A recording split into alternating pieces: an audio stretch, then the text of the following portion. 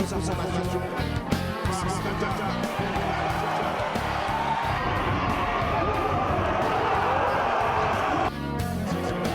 Et Kaka aussi.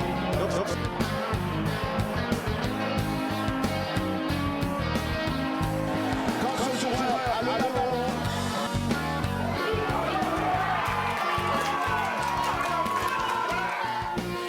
Bonsoir à tous. Merci de nous faire confiance des invités dans ce numéro de C'est le foot. Tony Laguerre, le président du CERFA, entendez par là le Centre d'élite des régions françaises d'Amérique. Bonsoir. Oui, bonsoir. Bonsoir à tous et bonsoir à la Guadeloupe. Le sacre, eh oui, eh bien ils l'ont eu.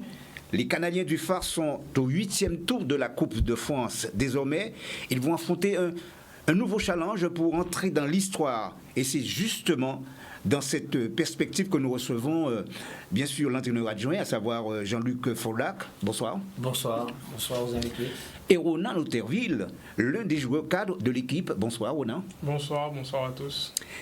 Bonsoir, Steve. Bonsoir, Richard. Bienvenue, on est très heureux ce soir d'avoir sur le plateau l'équipe qui va représenter, oui. Qui va, comme on en parlait tout à l'heure, au lieu d'aller en métropole, va partir cette fois-ci en Guyane. Donc on aura de quoi parler et discuter de ce sujet-là. Et pour discuter le 8e de finale, et peut-être après, pourquoi pas, les 32e. Mais d'abord, nous allons prendre les nouvelles du stade de la Rivière des Pères à Basse-Terre. Ce stade, souvenez-vous, qui est resté fermé jusqu'à présent d'ailleurs pour des raisons de sécurité, une mise aux normes, est fortement recommandé au niveau de la tribune à la demande, je dis bien à la demande de la Commission régionale des terrains et installations sportives sous l'égide de la Ligue guadeloupéenne de football. Et vous, Gérard Pinson, eh bien vous faites partie, et oui, vous faites partie de cette commission. Votre mission, avant tout, c'est de faire bien, le constat et les infrastructures sur la région de la Basse-Terre. Quelle est votre lecture, Gérard? Bonsoir. Bonsoir.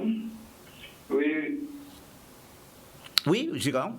Oui, bonsoir Richard. Oui. Alors, ma question, elle est très importante. C'est vrai, on en parle souvent, on en a beaucoup parlé d'ailleurs des infrastructures, singulièrement la Rivière des Pères. Je le disais, vous avez pour mission, évidemment, puisque vous faites partie de la commission terrain, vous avez pour mission, eh bien, de voir un peu ce qui se passe là-bas. Quelle est votre lecture? Qu'est-ce que vous pouvez dire aujourd'hui? Qu'est-ce qui se passe sur ce stade actuellement? Qu'est-ce qui se passe avec les Pères? Il se passe ce qui se passe sur beaucoup de terrains. Oui, c'est-à-dire et qui est dû à la réforme du football français quand le football s'est réorganisé. Quand on est passé de DH à V1, oui. Et il y a eu la réorganisation du football où on est passé à l'obligation que sur les plus hautes divisions de région doivent évoluer sur des terrains normés. Oui. Et quand on dit des terrains normés, c'est que les installations sportives sont dimensionnées maintenant. Le terrain doit faire 105 mètres sur 68. Les vestiaires des joueurs doivent avoir une certaine dimension, c'est-à-dire pour jouer un R1, il faut avoir des vestiaires au minimum 20 mètres carrés, au minimum 2 vestiaires, voire 4 vestiaires si on veut passer un certain niveau. Les vestiaires d'arbitre devaient être aussi à dimension conforme, 12 mètres carrés. En fait, il y a un certain nombre de normes qu'on était obligé d'appliquer. Et jusqu'à maintenant, on faisait des dérogations, et puis à un moment, avec la nouvelle équipe de la Ligue, on a dit, bon, stop aux dérogations, il faut passer aux applications des normes. Aux applications des normes. Il s'est trouvé que le terrain de Rivière des Pères n'était pas aux normes. Les vestiaires n'étaient pas conformes. Oh là là. Le terrain était, il manquait quelques, je ne dirais pas pas beaucoup, au niveau des dimensions. Les bancs des remplaçants n'étaient pas à la bonne longueur. Il n'y avait pas de bancs pour les délégués de terrain. Bref, il y avait un certain nombre d'anomalies et qui devaient être corrigées le plus rapidement possible. D'accord. Et malheureusement, c'était au détriment des deux clubs qui évoluent en R1, le Racing et la Gauloise. Alors aujourd'hui, qu'est-ce que l'on peut dire, Gérard? Est-ce que les choses avancent? Quelle est la situation actuelle? Gérard Pesson? Oui, est-ce que les choses avancent en termes de travaux? Sur la partie finale des recommandations. Il s'est trouvé que 2 membres du CERTIS, de la Commission régionale des terrains d'installation sportive, Roger Salno et moi-même, qui sommes de la zone bastérienne, nous avons pris teneur auprès de l'équipe du responsable de la CSBT, en charge des installations sportives, et nous sommes venus en support pour faire mettre aux normes le terrain, les installations. Donc actuellement, nous sommes sur la phase finale. Malheureusement, il y a eu un retard dû aux dégradations après le passage du cyclone. On aurait pu avoir ce terrain-là sur la fin de saison dernière. Mais malheureusement, il y a eu de la toiture qui a été abîmée, une poutre qui était dangereuse. Donc, ce qui fait que, avec les conditions qu'on connaît au niveau de CSBT, conditions financières, il a pris un peu de retard pour la réparation. Bon, alors. Pardonnez-moi, Gérard. Alors les choses avancent, hein, on peut le comprendre. Évidemment, pour qu'il y ait une visibilité, j'ai envie de dire, il faudrait obligatoirement que la commission passe à nouveau pour valider les travaux qui ont été réalisés justement sur ce stade. Non, actuellement, la commission passera juste pour classer le terrain. Oui. C'est-à-dire, après tous les travaux qui ont été faits, on va essayer on va passer pour vérifier que tout est conforme et quel est le classement qu'on va pouvoir donner à ce terrain. D'après ce qu'on sait, avec tout ce qui a été fait, on pourra classer le terrain au niveau 4 pour jouer en régional 1. En régional 1. Parce qu'au niveau du nocturne, là, c'est encore un autre problème. D'accord. Mais tout ce qui a été fait pourra permettre à signer la gloire de récupérer le terrain le plus rapidement possible. Et je pense qu'on pourra le classer 4. Parce que pour avoir vu ce qui a été fait comme travaux, les vestiaires, c'est vraiment très bien. Les vestiaires d'arbitre, tout a été fait selon nos recommandations. Donc ça devrait aller. Vous êtes optimiste, Gérard? Oui. Vous êtes optimiste? Ah oui, je suis très optimiste. Moi, de toute manière, il y a une très bonne collaboration de la part des gestionnaires de la structure, des gens qui travaillaient, nous ont fait un très bon accueil. Au contraire, ils étaient très contents de notre appui. Et puis au niveau politique, avec sur la fin de mandature de l'ancienne équipe, il y avait quand même du répondant. Tout ce que, quand Joël Beaujean avait pris les règles de la CSBT, il a répondu tout de suite à nos sollicitations. Malheureusement, comme je l'ai dit, c'est le problème de la poutre qui a retardé la mise à disposition du terrain. Merci en tout cas, Gérard, d'avoir intervenu dans cette émission et puis surtout de nous éclairer par rapport à ce stade. C'est vrai, Steve, il faut dire quand même que ça fait un petit moment que les équipes ne peuvent plus jouer là-dessus. Ouais, c'est compliqué, surtout en vue des infrastructures qui sont mises à disposition sur la zone Basse-Terre. Donc ça a vraiment pénalisé le football de la Basse-Terre.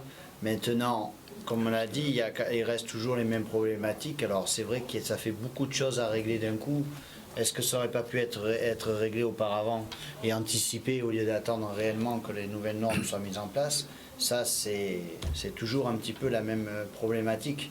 Il a fallu que maintenant les nouvelles normes passent pour qu'on les subisse et qu'on vienne. Surtout au niveau des normes des terrains, c'est là que c'est un peu plus compliqué quand même, des surfaces. Des surfaces à respecter, ok, mais elles auraient dû être respectées depuis le départ. Donc on s'est créé un petit peu, on s'est mis un petit peu une balle dans les pieds tout seul. Donc maintenant, ça fait beaucoup à faire. Et je pense que maintenant, ça va permettre quand même de franchir un petit palier au niveau de toutes ces infrastructures et de mettre à disposition un championnat qui, espérons déjà dès la saison prochaine, qui retrouvera un peu la normalité. Bonsoir André Atala. Bonsoir André Atala. Oui, bonsoir. Alors j'imagine que vous êtes donc très sensible, hein, franchement, à cette problématique. En tant que premier magistrat de la ville de Basse-Terre, quelles sont les démarches, vous, que vous avez entreprises pour enfin permettre à ce stade, eh bien, est-il besoin quand même de le préciser, rempli d'histoire, d'être opérationnel? Oui, alors, c'est vrai que quand on connaît l'histoire du football guadeloupéen et sensiblement le football bastérien, pour tous les amoureux du foot, j'ai envie de dire que c'est pas normal, j'ai presque envie de dire que c'est inadmissible que nous n'ayons pas sur Basse-Terre au moins un stade homologué pour pouvoir accueillir les matchs de Régional 1 pour pour l'anecdote, l'année dernière, nous avions le Racing et la Gauloise qui étaient en Régional 1. Le derby bastérien, il se faisait à l'extérieur. C'est-à-dire qu'aucune équipe de Bastia n'est capable de pouvoir accueillir à domicile. C'est un peu le paradoxe. On joue à domicile, mais on joue à l'extérieur. Donc il faut que les choses aillent de l'avant. J'avais déjà attiré l'attention de l'ancien président de la communauté d'Aglo qui avait déjà commencé, Joël Beaujean, à accélérer les choses. Et puis, des travaux de mise aux normes, comme Gérard Pinson, qui connaît bien le sujet, ont été mis en place. Il y avait juste un problème d'une poutre qui posait problème. Bon, j'ai eu un peu à intervenir sur ce dossier de façon à accélérer. On peut le voir aussi à l'image. On peut le voir à l'image. Je devais donc réparer cette poutre qui menaçait, qui était un peu, si j'ai bien compris, le dernier obstacle qui fait qu'on ne peut pas ouvrir ce stade. Et donc, cette société est passée, Thierry Abelli pourra en parler, puisque c'est sous la gestion de la communauté d'Aglo.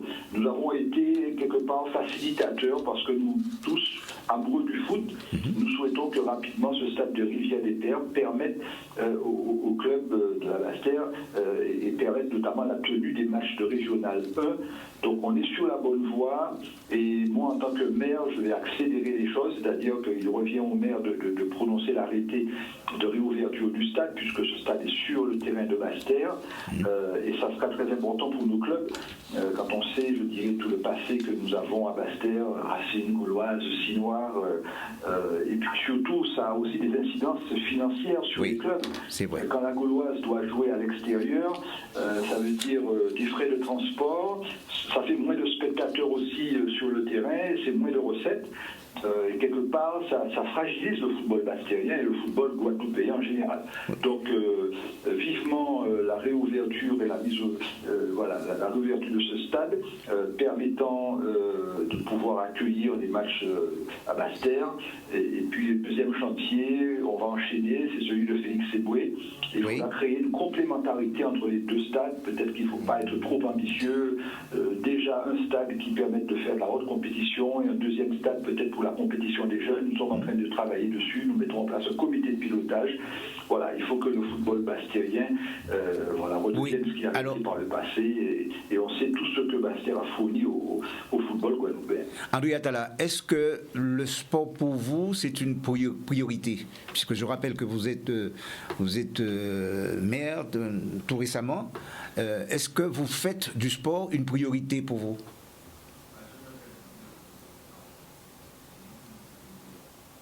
André Attala? Alors, moi je crois beaucoup au sport, je suis moi-même un ancien sportif, j'ai plus opté sur le basket et le volleyball, j'étais d'ailleurs plusieurs fois champion de volleyball de la Guadeloupe et puis membre de la section de Guadeloupe de volleyball. Je crois beaucoup au sport, aux vertus du sport, déjà en termes de prévention, sur le thème de la santé. Il faut savoir, les gens ne le savent pas, que la sédentarité à travers le monde actuellement, l'inactivité physique, est devenue une cause de morbimortalité supérieure au tabac. C'est-à-dire que le fait de ne pas bouger, le fait de ne pas faire d'activité physique, le fait d'être sédentaire, depuis 2015, c'est devenu une cause de mortalité plus importante que le tabac. C'est pour vous dire l'importance qu'il y a à faire de l'activité physique. Donc ça, c'est l'aspect prévention. Et lorsque quelqu'un a un problème de santé, faire de l'activité physique, un hypertendu, un diabétique, c'est bénéfique. Donc en termes de prévention, en termes de santé, lorsqu'on a déjà une pathologie. Et puis la troisième partie, le sport, la compétition, c'est quand même quelque chose de fabuleux. Hein. Le sport, ça permet aussi une certaine cohésion sociale. Et c'est la raison pour laquelle il faut mettre en place, en termes d'aménagement du territoire, des structures permettant de faire et de l'activité physique et du sport de compétition. Merci beaucoup André Attala d'avoir été en direct dans cette émission et puis on va suivre évidemment ces travaux du côté de la ville de Basse-Terre, précisément concernant le stade de la Rivière-des-Pères. Merci encore. Donc c'est vrai que c'est un problème. Mais on sent qu'il y a quelque chose qui se fait actuellement dans ce stade. Et moi, je me dis que c'est tant mieux. Hein. Apparemment, c'est une projection quand même qui a l'air assez dynamique. Donc, on l'espère, surtout en vue, en plus de la vie actuelle qu'on vit avec le confinement. On a vu une dynamique des gens, on a vu une dynamique au niveau de la télé pour le sport, pour le football surtout, parce que c'était réellement que le sport qui était pratiqué. On a eu la chance par le football, donc il y avait vraiment beaucoup de personnes qui venaient au match, qui participaient ou qui regardaient à la télé, donc c'était important de donner même à Basse-Terre, comme on l'a dit, à ces clubs comme la Gauloise, comme le Cygne Noir à l'époque, donner un petit peu d'importance à cette ville de Basse-Terre et donner un petit peu de rivalité dans le football. Alors, oui, alors il faut savoir que ce stade relève tout de même de la compétence de la CASBT, entendez par là, la communauté d'agglomération Grand Sud de Caraïbes, dont vous êtes le président, hein, Thierry Abelli. Bonsoir. Alors, vous venez d'entendre les intervenants précédents. Vous réagissez comment? Déjà, bonsoir à vos invités sur le plateau, à vos téléspectateurs. Écoutez, je crois que M. Vincent l'a très bien résumé. On était dans un processus de remise aux normes et d'homologation du stade de la Rivière-des-Pères, un processus qui malheureusement a été relativement long et qui arrive en fin de course, hein, puisqu'il s'agissait de s'assurer que les dimensions du terrain étaient conformes, de réaliser des aménagements tant au niveau pour l'accueil des arbitres que des joueurs, mais aussi tout autour du terrain. Donc on a pu réaliser ces travaux-là. Après, c'est retrouvé avec une situation un peu particulière, puisque le cyclone Maria avait créé quelques dégâts sur une poutre qui menaçait en tout cas l'utilisation de l'équipement, et donc par rapport à ça, on n'a pas pu aller jusqu'au bout. Les travaux ont été faits il y a quelques jours, précisément la semaine dernière, samedi dernier. Donc là, on peut dire qu'on est sur la bonne phase pour permettre la réouverture de ce stade et l'ouvrir, j'allais dire, aux clubs sportifs qui avaient l'habitude de l'utiliser. Alors, je sais, il y avait un gros problème, hein, il y avait un problème financier. Vous avez pu réunir les moyens nécessaires sur le plan financier pour pouvoir terminer les travaux? Écoutez, il y avait quand même une volonté politique, en tout cas, de permettre la réouverture de ce stade-là, tout comme pour, la piscine intercommunale, puisque le sud d'Aster, quand même, c'est un territoire où il manque cruellement d'équipements sportifs pour accueillir les compétitions de certains niveaux. Donc on a fait les efforts qu'il fallait pour y arriver. C'est vrai que la région Guadeloupe nous a donné un coup de main aussi bien sur la piscine que sur la partie stade, en particulier sur la poutre qu'il fallait enlever, qu'on a pu enlever la semaine dernière. Oui. Donc oui, je crois que le juin valait la chandelle, et puis il y avait une volonté, en tout cas j'avais été très sollicité par les clubs qui sont en souffrance par rapport à ce manque de stade, puisque le maire de la vient de le dire. Je veux dire, quand le stade de la Rivière-des-Pères est fermé, c'est forcément des coûts supplémentaires pour les clubs de la région, puisqu'ils sont obligés d'aller ailleurs pour effectuer pour les compétitions. Oui. Alors, est-ce qu'il y a un calendrier, justement, pour terminer les travaux, disant, mais voilà, les travaux seront terminés à compter de telle date? Les travaux sont terminés aujourd'hui, donc là maintenant, tout simplement, dans les jours à venir, on va tout simplement informer la Ligue pour que la Ligue puisse constater que, voilà, je veux dire, on remplit les conditions pour l'homologation, pour la catégorie, comme l'a dit Gérard Pinson, niveau 4. Comme le stade est resté fermé quand même un certain temps, donc il va falloir quand même réunir sa commission de sécurité, donc ce sera là aussi, je vais transmettre le bébé à André Atala, de manière à ce qu'il fasse au plus vite pour que la commission se réunisse et qu'on mette le vert pour une réouverture officielle du stade et permettre au club de l'Esther de pouvoir l'utiliser. Merci Thierry Abelli d'avoir été en direct dans cette émission. Merci encore. Mais voilà, apparemment c'est bien parti. Non, mais ça aurait été intéressant aussi de savoir, on n'a pas eu le temps de lui poser la question pour Bouillante, mais c'est vrai aussi qu'il fait partie des beaux stades, des belles pelouses qu'on avait l'habitude de jouer, donc ça aurait été intéressant de savoir où s'en était ce dossier. Donc, alors je pense qu'il y avait le président du CERFAC qui voulait dire... Oui, Tony Laguerre, vous vouliez justement intervenir. Oui, juste une petite précision, j'allais tout à fait dans le sens de mon voisin Steve. C'est vrai qu'en Guadeloupe, il faut dire que c'est récurrent. Nous avons vraiment, au niveau des infrastructures sportives, d'une façon générale, parce qu'on ne va pas s'arrêter uniquement au football, on va aller plus large, on a vraiment un retard. Et il faut que nos responsables prennent la tâche de ce fait, puisque effectivement, tout le monde dit oui, Guadeloupe, terre de champions, etc. Et on s'aperçoit que effectivement, malgré le fait qu'on n'ait pas, si tu veux, je te tutoie, excuse-moi. Malgré le fait qu'on n'ait pas justement des infrastructures à la hauteur de nos performances, on arrive quand même à les faire. Donc ça reste en l'état. Et c'est vrai que maintenant, compte tenu des différents résultats qu'on a déjà eu à l'échelon mondial, international, national et tout, je pense que nos responsables politiques doivent prendre la tâche pour qu'on puisse nous remettre ça. On a souvent parlé d'ailleurs de cette situation dans l'émission C'est le foot, en tout cas sur le plateau de Canal 10. On reviendra d'ici quelques instants avec vous sur le plateau. Pour l'heure, nous marquons une pause couleur dans cette édition. À tout de suite. Retour en plateau avec les invités. Tout à l'heure, nous parlions justement des infrastructures, nous parlions du stade de la Rivière des Pères. Et là, on va parler justement du CERFA avec vous, précisément Tony Laguerre, le CERFA, eh bien, dont vous êtes le président, hein, bien sûr. Alors, il y a une question. Hein, on le sait, c'est toute une organisation. Quelle est l'idée générale qui se dégage de ce concept? Oui. Alors, avant de répondre à votre question, tout simplement une petite précision. Donc, on a effectivement le CERFA, et à côté du CERFA, moi, je suis président du CERFA FC. Oui. Donc, ça, c'est juste une petite précision.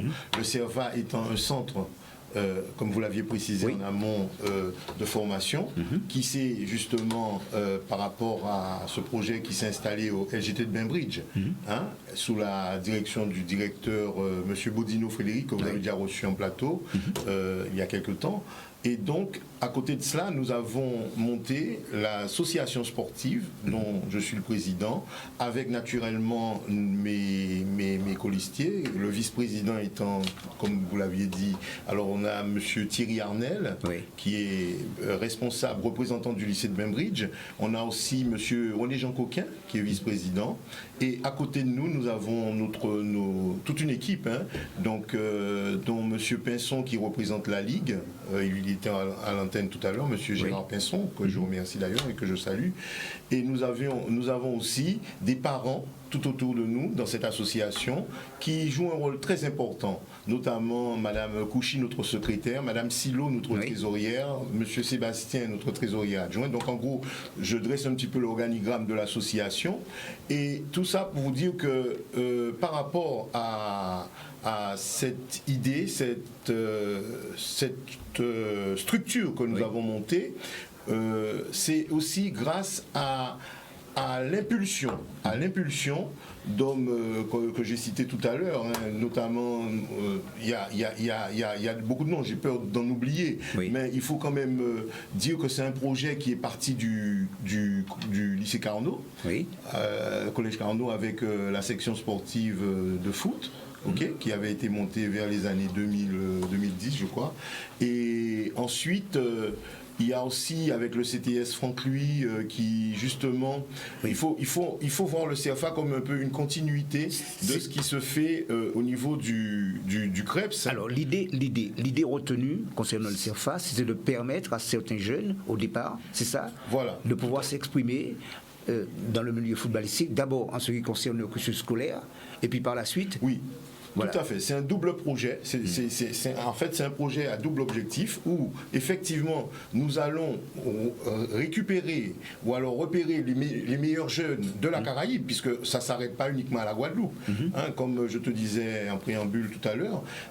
On a quand même cette année recruté 5 Martiniquais, 5 Guyanais, qui sont donc positionnés en U19, mais ce sont des jeunes qui ont entre 14 et 16 ans, et tout ça pour te dire, Richard, que en réalité, nous tenons à ce que les gamins soient performants au niveau footballistique, puisque c'est leur objectif, c'est leur premier objectif, c'est d'essayer, par le biais de cette structure qui leur servira un peu de tremplin pour leur avenir demain, mais sans oublier le deuxième objectif qui est la réussite de leur scolarité. Ah oui. Et ça, c'est très important. Et je profite pour remercier un petit peu tous nos partenaires, notamment le rectorat qui a joué le jeu, le lycée de Bainbridge aussi qui a joué le jeu. Je profite aussi, Richard, excuse-moi, de remercier les collectivités régionales et départementales, ainsi que nos ligues partenaires, notamment la Ligue de Guyane, la Ligue de Martinique et naturellement la Ligue de Guadeloupe. Et aussi, excuse-moi, les parents de ces enfants-là qui jouent un rôle très important et qui, dans cet accompagnement, nous permet d'essayer d'atteindre nos objectifs. Alors, on les a vus à l'œuvre, quand même, ces gamins, on les a vus à l'œuvre. Ben, c'est vrai, il y a du potentiel, il y a de bonnes graines, et ça demande quoi, Steve, en gros? Ça demande simplement à travailler un petit peu encore. Et surtout, ils sont en pleine progression. Voilà. Alors maintenant, ils ont tout l'outil de travail que souhaiteraient ou peut être jaloux certaines générations, parce que c'est vraiment une expérience qui est justement dans la continuité, comme il a expliqué, pour les enfants qui sont sortis du pôle espoir. Donc il leur laisse une continuité dans le goût de l'effort et de l'espoir toujours, et de rêver à meilleur toujours, et donner le goût du travail et de la performance. Et à un âge où ils sont censés progresser, même si on progresse à tout âge. Il y a même un senior à 20 ans, 25 ans, on progresse encore. Donc il n'y a pas d'âge, mais déjà donner un goût de l'effort et du travail. Donc s'habituer déjà à une rigueur aussi qu'ils ont aussi scolairement, qui leur permet d'avoir la tête pleine, comme on dit, pour pouvoir justement affronter ce monde, que ce soit sportif par l'avenir ou professionnel, où on a besoin de toute cette énergie-là. Bon, alors ce qu'on peut dire, et on va conclure, Tony Laguerre, c'est simplement une année de transition, c'est-à-dire c'est une année qui leur donne la possibilité de pouvoir s'affirmer. Alors, comme tu le dis, une année de transition, c'est une année de découverte aussi, puisque n'oublie pas que ce projet a commencé depuis, on est en 2020, donc 2019, ils ont quand même une année où ils n'ont pas joué en R1. Bon là, je profite aussi pour remercier tous les présidents de clubs qui ont bien voulu de nous dans ce dispositif, parce qu'on a dû modifier le championnat, le pool, etc. Donc je profite pour remercier un petit peu tous les présidents de clubs, ainsi que les responsables de la Ligue de Guadeloupe, à travers M. Dartron, son président. Et justement, vous allez voir que à travers cette structure, les élèves qui font partie les jeunes qui font partie de cette structure vont permettre, je pense, à développer encore plus notre football.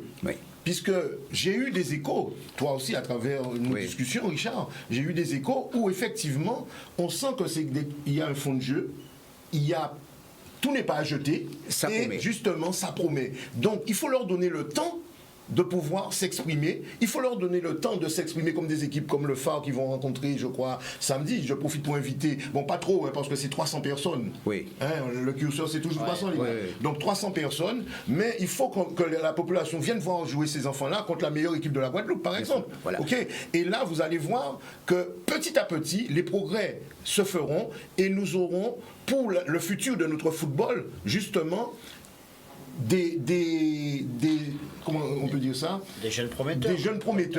Des jeunes prometteurs, et ça ne sera que bénéfique pour nous. Merci infiniment, Tony Laguerre, pour toutes ces précisions concernant d'ailleurs le CFA. Mais justement, puisqu'on parle de football, il y a aussi le Phare. Le Phare, qui vient de connaître le sacre, une qualification pour le 8e tour de la Coupe de France. Alors, Jean-Luc Forlac, en tant qu'entraîneur de cette équipe, qu'est-ce que ça représente pour vous?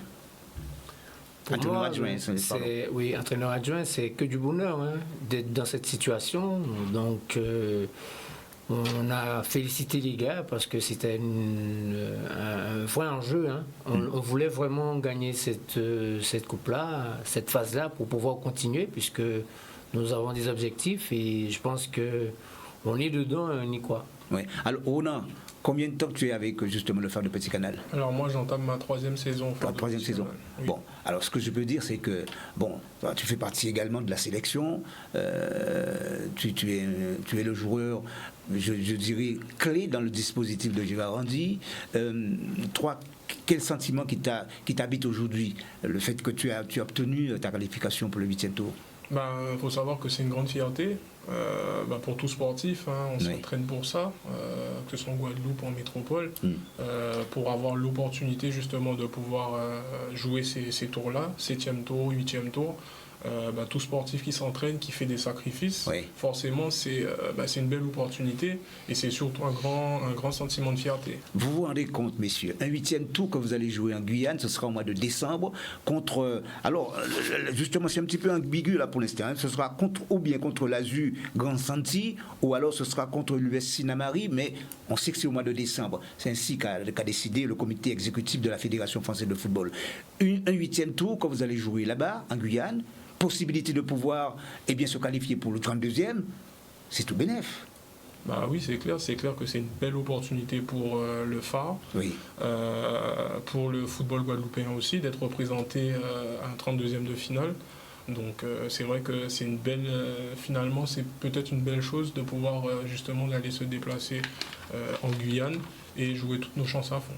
Alors, la question s'adresse à vous deux, messieurs. Le phare, c'est quoi aujourd'hui? Est-ce que c'est une institution? C'est quoi cette équipe du phare, le Petit Canal? Parce que vous rentrez dans l'histoire, là. C'est déjà la lumière de la Grande Terre. Ben oui. Alors, c'est quoi?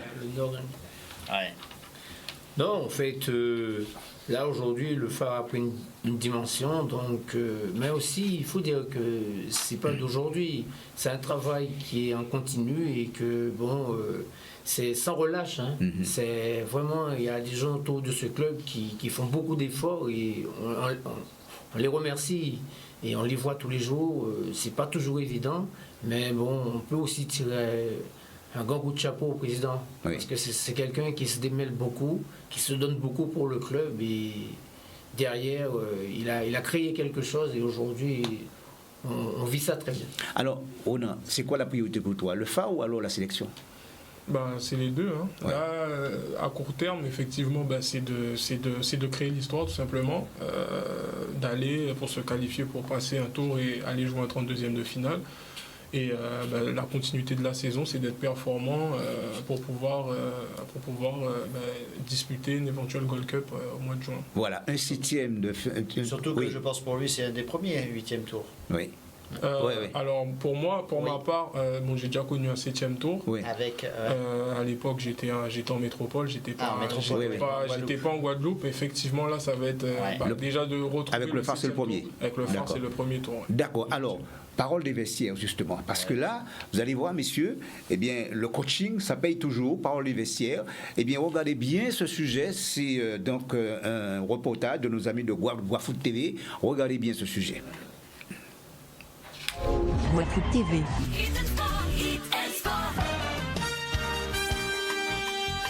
Seul compte la vérité du terrain, dit-on souvent en football, mais la vie du vestiaire à la mi-temps contribue à cette vérité. Parole de vestiaire. Retrouvez parole de vestiaire. La tête elle est au-dessus de nous pour l'instant, ok? On peut passer, on peut y aller là-bas en France, en métropole, on peut aller là-bas, ok? Il faut y croire dans votre tête. On refuse pas le combat, on refuse pas le combat. Les mecs, 0-0, on calme, tranquille les gars, il n'y a pas le feu. On va les surprendre, il n'y a pas le feu. On a du monde devant, on a du monde devant les gars. Là maintenant, c'est solidarité. On va prendre le but. Et les gars, si on contre, on les perd les gars. Les gars, on peut le faire. Il faut bien négocier. Hein. On avait mis une stratégie où on joue long sur Moussa. Ensuite, au deuxième ballon, quand il y a le ballon qui tombe au niveau de l'impact, il faut qu'on soit présent. Sur le deuxième ballon, c'est eux souvent qui récupèrent les ballons et qui après s'organisent. Là, Mika ou Claudie, on doit se rapprocher de Moussa. D'accord? Et à l'impact, c'est là qu'on envoie dans les intervalles. Ou qu'on part sur les côtés. D'accord? Si on part sur les côtés, on cherche des développements, on cherche du jeu en 1-2, en 1-2-3. Ok? Vas-y. Vous faites le même appel. Vous faites le même appel, même si l'un dévie le ballon, ça ira pour personne les gars. Il faut qu'il y ait une personne qui reste en appel. Si Dylan dévie pour toi, ok. Et si vous faites le même appel, même si tu dévis, ça n'ira sur personne. C'est pour ça qu'on t'a demandé un moment de rester dans l'axe. Si le fond va jouer sur Dylan va te la mettre. Tu vois? On ne peut pas prendre tous les ballons, les gars, à un moment donné. Ça, ton travail, je t'ai dit, tu cales le ballon, tu le reçois, et ensuite, soit tu orientes sur les côtés, soit tu joues en déviation, d'accord? Ou soit tu pars avec, tu l'emmènes, ok? La stratégie, elle est bonne. On reste sur notre stratégie de départ. Il n'y a pas de changement sur la première mi-temps. On reste comme ça pour démarrer, pour continuer en deuxième mi-temps. Okay, solide au départ. Solide. Ok, après on adaptera en fonction de ce qui se passe. Ok, pensez bien au bloc, Dimitri Georgier. Attention, on était un peu trop bas au départ. Dès qu'on a remonté un peu le bloc, on a pris de l'air. On s'est senti mieux. Là, on va faire pareil là-bas. Hein, c'est bon ça? On reste un peu plus haut parce que dès qu'on se met bloc bas, eux ils attaquent, ils sont en confiance et après ils commencent à nous inquiéter. Si on est un peu plus haut, on a un peu de répondant parce que le bloc il est plus compact. Ok? Allez, ça marche. On repart sur ça les gars, c'est bien. Malgré ces recommandations, eh bien, mais ça a été au bout une victoire pour le Phare de Petit Canal. Qu'est-ce que vous vous êtes dit dans le vestiaire justement? Alors avant le match, à la mi-temps. On s'est dit que fallait peut-être plus chercher à casser des lignes, jouer plus vers l'avant, parce qu'en première mi-temps on a fait beaucoup de passes latérales sur ce match-là.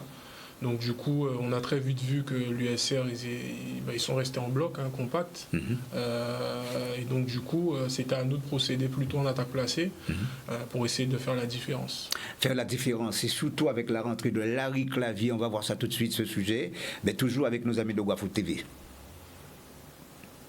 Ce soir, vous serez ensemble, demain encore. Tout ce que je vous dis, écrivez une page de votre histoire vous-même. Il faut réussir ce match demain soir. Ok? À toi le fort. 1, 2, 3, on a un ensemble d'objectifs. Hein. Après, oui, c'est vrai que la Coupe de France, c'est important. Forcément, hein, quand on est en finale, le premier objectif, c'est de la gagner. Donc, on n'a pas fait tout ce chemin pour s'arrêter là. Donc, j'espère qu'on répondra présent ce soir sur ce match.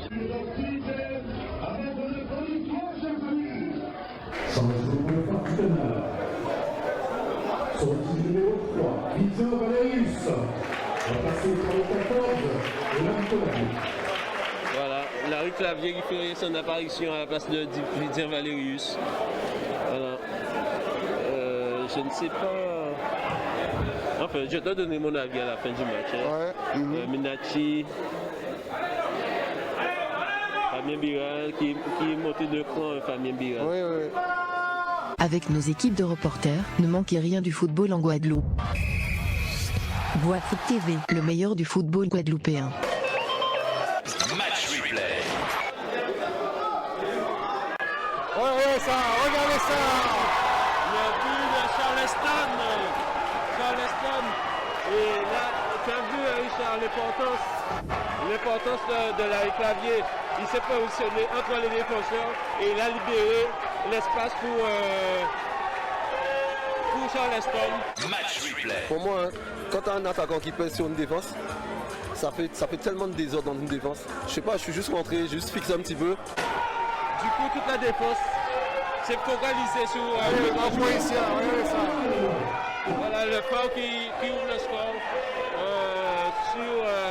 Tout de suite après l'entrée de Larry Clavier. Chaque fois que j'ai joué en attaquant, j'ai plus ou moins pesé un petit peu sur la défense, j'ai pu scorer aussi comme ça, tu vois. Mais bon, après, il y a des choix, il faut les respecter. Et puis, le plus important, c'est qu'on est qualifié. Alors, qu'est-ce que vous pensez de Larry Clavier? Ben, voilà. Ouais, c'est un super gars, c'est un phénomène ce gars-là, vu son âge, vu son hygiène de vie, comment il est, présence d'entraînement, c'est un gars qui a du tempérament et le Phare a besoin de lui. Aujourd'hui, donc, il est dans le groupe et donc on travaille avec lui. Mais c'est un bon gars aussi, c'est un bon vivant. Il met de l'ambiance dans l'équipe et c'est tout bénéf pour le club. Et c'est important, effectivement, c'est important pour le club. Et puis surtout, il y a ce joueur, ce diable de joueur, Charleston, pétri de talent, ce joueur haïtien, beaucoup de qualité. Et puis c'est un joueur combatif extraordinaire, n'est-ce pas, Ronan? Oui, c'est clair que depuis leur arrivée l'année dernière, c'est vrai qu'ils nous ont surpris. Et dès la fin, alors on parle de Charleston, mais ils sont plusieurs, c'est l'ensemble. Oui. Et c'est vrai que c'est des joueurs qui sont déjà très athlétiques, ils sont quand même intelligents, très intelligents avec le ballon. Et depuis qu'ils sont arrivés, c'est vrai que dans le jeu, c'est déjà peut-être un peu plus plaisant aussi. Et c'est intéressant. Steve? Oui, non, Charleston, c'est clair. Individuellement, on sent qu'il y a beaucoup de qualités individuelles. Alors, le problème, des fois, il a un petit peu ce joueur, des joueurs qui ont beaucoup de qualités techniques. Des fois, il va en faire un petit peu trop. C'est-à-dire, il arrive, pour l'instant, pour moi, c'est un jeune joueur qui doit encore progresser sur mieux négocier quand il a les ballons, savoir jouer quand il faut y aller tout seul, ou faire le choix justement de donner le ballon. Parce qu'il a cette capacité d'accélération qui gêne, mais il a tendance à manquer de variantes là-dessus. Donc quand au moment où il sera arrivé à se faire oublier, ça sera un joueur qui sera très difficile à prendre et qui va faire très très mal. Après, il faut qu'il joue sans ballon aussi, il faut qu'il arrive, il veut toucher beaucoup de ballons, ça se sent dans le jeu, mais des fois, il arrive à faire un mauvais choix, parce que je pense que si il arrive à faire cette part des choses, il va marquer beaucoup plus de buts. Beaucoup plus de buts. Et peut-être aussi, il y a peut-être aussi au sein du CFA, peut-être aussi qu'il y a un futur Charleston aussi. Non, mais parce qu'il y a un joueur, un certain Kouchi qui est assez bien. Oui, aussi. Il y a deux Kouchi. On a Kouchi Anthony et on a Kouchi Kélian, je crois. Oui, c'est Kélian, qui justement, lors du match contre Dynamo, s'est fait mal au poignet. Donc, il a subi une petite opération au niveau du poignet. Et donc, il va reprendre les entraînements bientôt, là, puisque c'est depuis le dernier match contre Dynamo. On avait fait un match nul, d'ailleurs. C'était notre premier match nul, après les 3 défaites. Et suite à ça, c'est sûr, il n'y a pas que... Bon, on parle de Charleston, mais messieurs, ayons de l'ambition. Ayons de l'ambition pour nos jeunes. Ah non. C'est-à-dire que moi, c'est ce que j'inculque aux jeunes. D'autant plus que j'ai la chance de les avoir, puisque je suis prof d'EPS, j'ai la chance de les avoir aussi dans mon menu. Donc, en gros, je suis en contact avec eux pratiquement toutes les semaines, je les vois en EPS, bien sûr, et on essaie de discuter, de parler. Et moi, je dis aux jeunes, là aussi, du phare, il faut avoir de l'ambition pour pouvoir atteindre ses objectifs. Oui. Et c'est le cas de ces jeunes-là. C'est-à-dire que Charleston, il est au niveau R1, mais moi, pour nos jeunes, moi, je veux que ces gamins-là, parmi nos jeunes, si on peut en avoir un ou deux qui percent au niveau d'un centre de formation, qui soient repérés au niveau national, ou alors, comme je te disais tout à l'heure, Richard, parce que les premiers là, de R1, c'est-à-dire mes plus vieux qui ont 17 ans, après le bac, ils vont passer le bac cette année. Après le bac, ils devront avoir une orientation. Alors, s'ils ont la chance cette année d'être pris dans un centre de formation national, tant mieux, ok, un centre de formation national, tant mieux. Par contre, on est en train de travailler sur la possibilité d'aller vers le Canada ou les États-Unis. Alors, il y a un point très important. Il y a un point très important qu'il faudrait peut-être évoquer sur le plateau de Canadis. C'est la situation sociale de ces gamins, de ces jeunes, justement. C'est-à-dire, est-ce qu'ils sont pris en charge dans des familles d'accueil? Comment ça se passe dans le concret pour eux? Parce que c'est vrai que Frédéric nous avait donné quelques informations. C'est une très bonne question. On a effectivement travaillé énormément, et c'est pour ça que je remercie encore. Je profite pour remercier encore les familles, toutes les familles, qu'elles soient d'accueil ou non, parce que nous, au niveau de notre association, nous avons cette année 5 Martiniquais et 5 Guyanais que nous avons dû placer dans des familles guadeloupéennes. Oui. Ok, ces gamins-là sont placés dans des familles guadeloupéennes le week-end, puisqu'ils sont internes. Sans aucun problème. Ça se passe bien, ça se passe bien, et donc ils sont la semaine au lycée interne, d'accord, et les familles d'accueil les récupèrent le week-end et les emmènent au match quand c'est le dimanche, ok, et quand ils jouent au niveau du calendrier un jour de la semaine, par exemple un vendredi, à ce moment-là, on prend le départ au lycée, on s'organise avec les familles, avec le bus, etc., avec le staff, et on les emmène et les familles les récupèrent après le match. Il y a un défouement pour tout ça? Alors justement, tu sais que le nerf de la guerre, je m'appelle la guerre. Oui. Le nerf de la guerre, c'est justement ce que tu viens de dire, Richard. Et je remercie encore, et je profite pour remercier nos partenaires, mais il faut te dire que les choses ne sont pas simples. Et on est obligé de se battre tous les jours pour pouvoir organiser, d'accord? Pour le moment, les choses se mettent en place, mais les choses se mettent en place parce que tu sais que la Fédération française... Il faut répondre directement à la question. Est-ce qu'il y a une prise en charge de ces gamins? C'est-à-dire, est-ce que les parents, ces parents d'accueil, justement, est-ce qu'ils demandent... parce qu'il faut quand même acheter la nourriture, il faut faire tout ça. Je suis d'accord. Et c'est moi, en tant que président, qui est avec Frédéric, on a avec le Frédéric et avec donc le staff, on a émis cette hypothèse. Ok, on a émis cette hypothèse et on a étudié aussi cette hypothèse au niveau du budget. Maintenant, comme je te dis, il faut donner le temps au temps et pour que ces familles-là aient une aide. Tu comprends, Richard? Une aide pour pouvoir, parce qu'on comprend. Le week-end, tu as une bouche de plus à nourrir, tu dois payer ton essence, etc., etc. Si, on a ciblé ce problème. Et on y travaille pour pouvoir réaliser ceci. Et ça fait partie des investissements des parents, des enfants. Et n'oublie pas. Leurs études aussi à faire, il faudrait payer. Voilà. Donc à partir du moment où il y a les investissements des parents, même si financièrement ça peut être dur, tout le monde le fait. Donc à un moment ou à un autre, s'il est amené à partir dans une autre région, quelque chose, on est obligé de le faire ou s'arranger avec la famille. Messieurs, nous sommes arrivés, c'est vrai, c'est tellement passionnant cette émission, mais nous sommes arrivés quand même au terme justement de cette émission. Mais auparavant, je voulais quand même dire un petit mot concernant le regretté Diego Maradona. Ah oui. 60 ans. Une carrière remplie pour ce joueur qui, souvenez-vous, au cours des années 80-90, qui a été excellent, on se souvient encore. 86, et puis la Coupe du Monde 86, Mexique. Ah oui, voilà, au Mexique, et qu'on avait cité, qu'on avait dit à un moment donné, c'est la main de Dieu. La main de Dieu. La main de Dieu. Le but qu'il avait marqué. Exactement. Ben voilà, malheureusement, il nous a quittés. Il nous a quittés d'une crise cardiaque. Et bon. Alors. Et beaucoup, pour ceux qui protégeaient Pelé, a été souvent mis en concurrence justement pour le meilleur joueur. Après, Pelé, c'est l'idole par rapport à sa préférence, par rapport au Brésil toujours. Mais c'est vrai que Maradona, à lui tout seul, a été capable de tuer un match. On a eu l'occasion. Il a été à Naples. Il a été à Barcelone, on sait. Non, mais ça s'est très mal passé pour lui à Barcelone d'ailleurs. Oui, après un peu partout, c'était un joueur très chaud, de tempérament aussi, donc il y avait des choses compliquées et beaucoup de personnes autour de lui. Et puis il a été aussi sélectionneur, on se souvient, en 2008. Oui, ça n'a pas duré beaucoup cette expérience, effectivement, il a été sélectionné. Exactement, juste une campagne, quoi, je dirais simplement. Voilà, donc nous sommes au terme de cette émission, messieurs, je vous le disais, le mot de la fin, Folac, Jean-Luc, rapidement.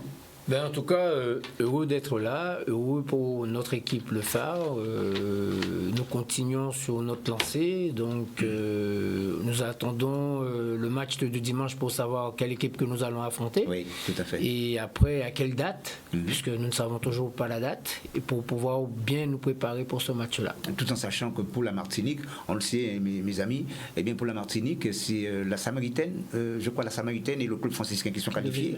Mais au niveau de la Fédération française, ils ont dit, compte tenu du fait qu'ils sont confinés actuellement, eh bien, ils vont s'aligner carrément au niveau de la métropole lorsque les choses vont reprendre normalement en ce qui concerne la coupe. Voilà. Ronald. Écoutez, là l'idée ça va être vraiment de pouvoir représenter au mieux la Guadeloupe, de se qualifier et que la Guadeloupe, le peuple guadeloupéen soit fier de nous. Donc voilà, je vous remercie tous. Voilà. Parfait. Tony Laguerre. Bien, le mot de la fin. Bon, déjà, je te remercie pour ton invitation, Richard. Et donc, j'ai passé un agréable moment, n'est-ce pas, avec mes futurs adversaires. Parce que vous savez que Tony Laguerre, c'est un ancien athlète. Moi, le football, j'adore le foot, mais j'ai battu le record de Roger Mambuc dans ma jeunesse. Et moi, mon objectif, c'est vraiment, je suis pour que le meilleur gagne. Mais à travers un respect, d'accord, de l'adversaire, et à travers surtout des valeurs conviviales, et que donner du spectacle aux spectateurs. Voilà. Et de façon à ce que les gens qui viennent nous voir passent un très bon moment. D'accord? Alors merci encore à toi, Richard. Et je profite pour saluer toute la Guadeloupe. Ok? Et j'espère qu'on va vite sortir de cette crise sanitaire. J'espère que nous aurons un public nombreux pour venir voir nos jeunes talents à l'œuvre. Voilà. Merci beaucoup, Tony. Sib. Nous avons tous, c'est de féliciter quand même le Phare par rapport à sa prestation et par rapport surtout à son parcours. Maintenant, on souhaite qu'elle représente pour le mieux.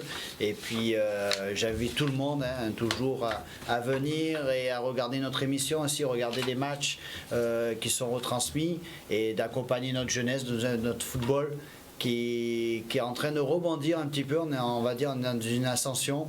Donc il faut soutenir nos jeunes et continuer à les regarder, les suivre et les accompagner tous les week-ends. Parfait. Merci évidemment à Jordan pour la réalisation de cette émission. Mais je voudrais aussi saluer quelqu'un qui regarde actuellement cette émission, à savoir notre ami, à savoir René Jean Coquin, qui regarde actuellement cette émission. Merci aussi, chers amis téléspectateurs. Très bonne soirée et à bientôt pour une nouvelle émission que vous aimez autant. Bonne soirée à tous et à bientôt.